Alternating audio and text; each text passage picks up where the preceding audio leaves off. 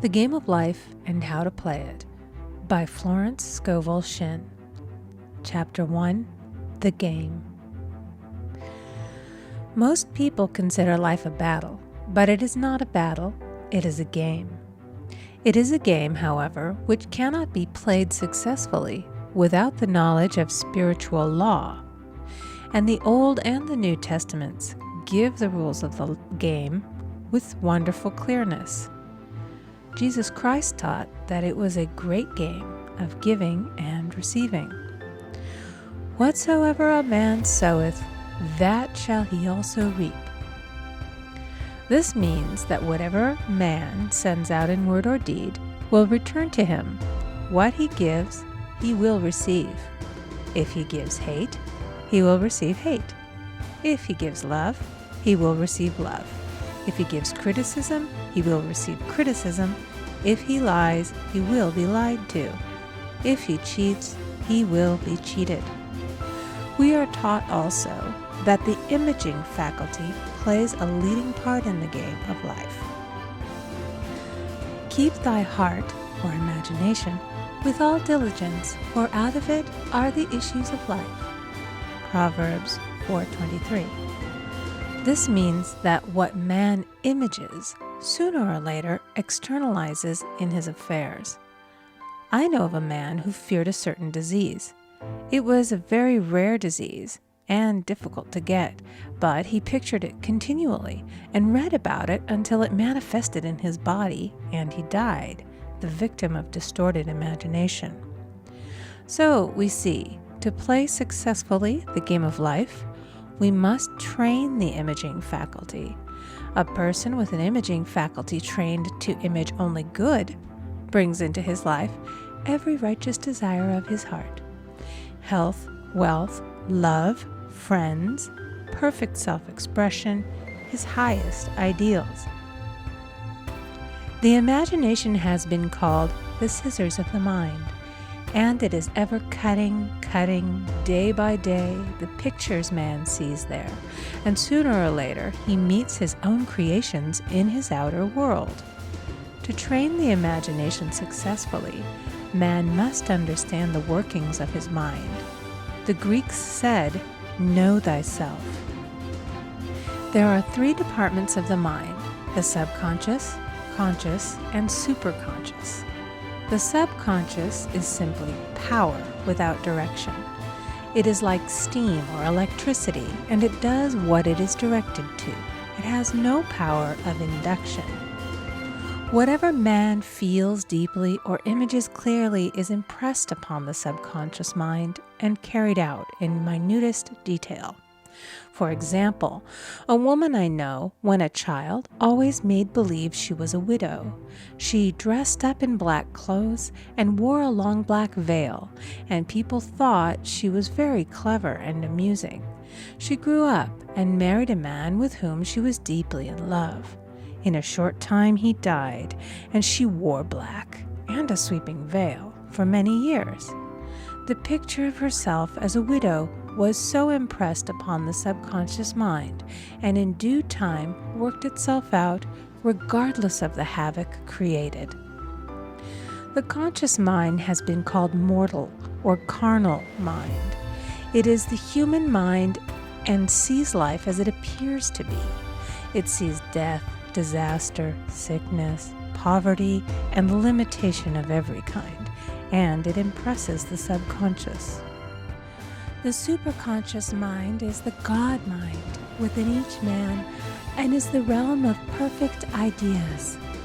In it is the perfect pattern spoken of by Plato, the divine design, for there is a divine design for each person. There is a place that you are to fill and no one else can fill, something you are to do which no one else can do. There is a perfect picture of this in the superconscious mind. It usually flashes across the conscious as an unattainable ideal, something too good to be true. In reality, it is man's true destiny or destination flashed to him from the infinite intelligence which is within himself.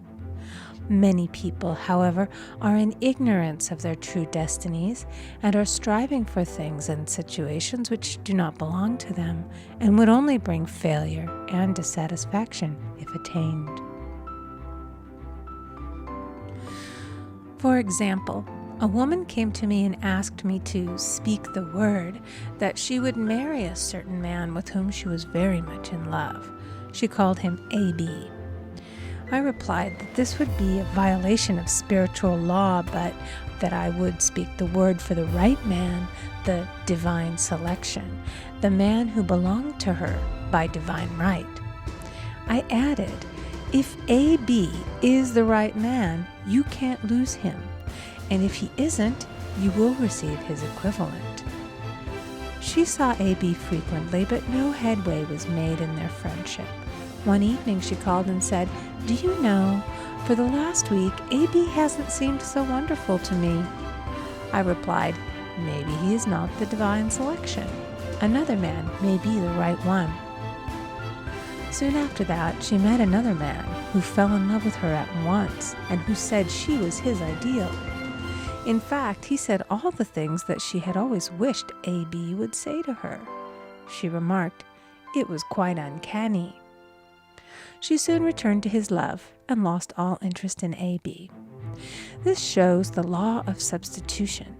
A right idea was substituted for a wrong one. Therefore, there was no loss or sacrifice involved. Jesus Christ said, "Seek ye first the kingdom of God and his righteousness, and all these things shall be added unto you." And he said the kingdom was within man. The kingdom is the realm of right ideas, or the divine pattern. Jesus Christ taught that man's words played a leading part in the game of life. By your words ye are justified, and by your words ye are condemned. Many people have brought disaster into their lives through idle words. For example, a woman once asked me why her life was now one of poverty, of limitation. Formerly, she had a home, was surrounded by beautiful things, and had plenty of money. We found she had often tired of the management of her home and had said repeatedly, "I'm sick and tired of things. I wish I lived in a trunk." And she added, "Today, I'm living in that trunk." She had spoken herself into a trunk. The subconscious mind has no sense of humor, and people often joke themselves into unhappy experiences. For example, a woman who had a great deal of money joked continually about getting ready for the poorhouse. In a few years, she was almost destitute, having impressed the subconscious mind with a picture of lack and limitation. Fortunately, the law works both ways, and a situation of lack may be changed to one of plenty. For example, a woman came to me one hot summer's day for a treatment for prosperity. She was worn out, dejected, and discouraged. She said she possessed just $8 in the world. I said, "Good, we'll bless the $8 and multiply them as Jesus Christ multiplied the loaves and the fishes." For he taught that every man had the power to bless and to multiply, to heal and to prosper. She said, "What shall I do next?" I replied, "Follow intuition. Have you a hunch to do anything or to go anywhere?" Intuition means intuition, or to be taught from within. It is man's unerring guide, and I will deal more fully with its laws in a following chapter. The woman replied, "I don't know. I seem to have a hunch to go home. I've just enough money for car fare." Her home was in a distant city and was one of lack and limitation, and the reasoning mind, or intellect, would have said, "Stay in New York and get work and make some money." I replied, "Then go home. Never violate a hunch." I spoke the following words for her. "Infinite Spirit, open the way for great abundance for She is an irresistible magnet for all that belongs to her by divine right." I told her to repeat it continually also. She left for home immediately. In calling on a woman one day, she linked up with an old friend of her family. Through this friend, she received thousands of dollars in a most miraculous way. She has said to me often, "Tell people about the woman who came to you with $8 and a hunch." There is always plenty on man's pathway, but it can only be brought into manifestation through desire, faith, or the spoken word. Jesus Christ brought out clearly that man must make the first move. Ask, and it shall be given to you. Seek, and ye shall find. Knock, and it shall be opened unto you. Matthew 7:7. In the scriptures we read, "Concerning the works of my hands, command ye me." Infinite intelligence, God, is ever ready to carry out man's smallest or greatest demands. Every desire, uttered or unexpressed, is a demand. We are often startled by having a wish suddenly fulfilled. For example, one Easter, having seen many beautiful rose trees in the florist's windows, I wished I would receive one, and for an instant saw it mentally being carried in the door. Easter came, and with it a beautiful rose tree. I thanked my friend the following day and told her it was just what I had wanted. She replied, "I didn't send you a rose tree. I sent you lilies." The man had mixed the order and sent me a rose tree simply because I had started the law in action and I had to have a rose tree. Nothing stands between man and his highest ideals and every desire of his heart but doubt and fear. When man can wish without worrying, every desire will be instantly fulfilled. I will explain more fully in a following chapter the scientific reason for this and how fear must be erased from the consciousness. It is man's only enemy. Fear of lack, fear of failure, fear of sickness, fear of loss, and a feeling of insecurity on some plane. Jesus Christ said, "Why are ye fearful, O ye of little faith?" Matthew 8:26. So we can see we must substitute faith for fear is only inverted faith. It is faith in evil instead of good.